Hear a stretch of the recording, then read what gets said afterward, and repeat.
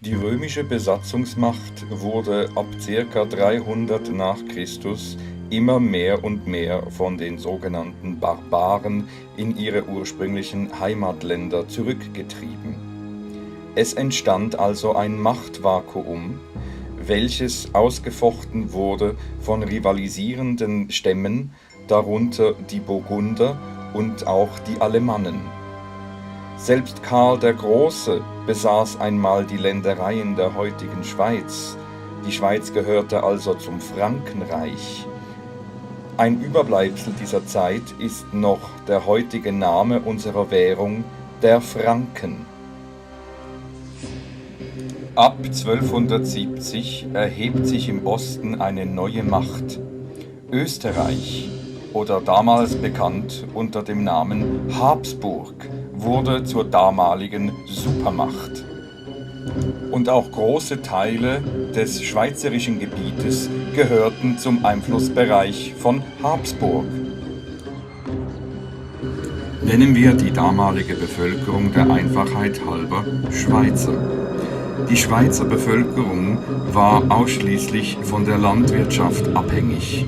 Industrialisierung war noch hunderte Jahre entfernt und somit lebten die Schweizer in Fronherrschaft, das bedeutet in Abhängigkeit von den Habsburgern, und leisteten harte Arbeit und mussten natürlich auch hohe Steuern zahlen.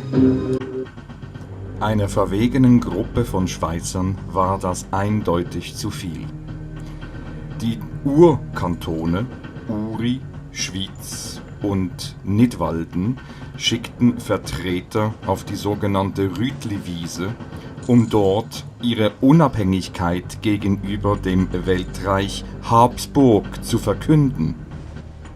Die Habsburger ihrerseits mussten wohl zuerst nur herzlich über dieses Begehren lachen. Denn was konnte so ein Bauernaufstand am äußersten Ende ihres Weltreiches denn schon ausrichten? Schließlich hatten die Habsburger die modernste Armee Europas. Doch das Großreich durfte sein Gesicht nicht verlieren, und so entsandte es seine mächtige Streitmacht in Richtung der aufständischen Bauern in den Innerschweizer Kantonen. So kam es am 15. November 1315 zur ersten Schlacht zwischen der Eidgenossenschaft und Habsburg. Die Schweizer waren sich wohl bewusst, dass sie einer direkten Konfrontation mit einem hochmodernen Ritterheer aus dem Weg gehen mussten.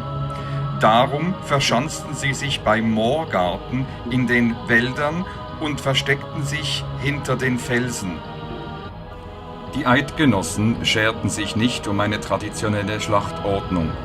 Sie lockten das habsburgische Heer in eine Enge hinein, um sie in der Nähe des Ägerisees mit Baumstämmen und Steinen zu bewerfen, sodass sie sich zurückziehen mussten und die meisten der hochgepanzerten und schweren Ritter im See ertranken oder erschlagen wurden. Es war ein großer Sieg für die junge Eidgenossenschaft.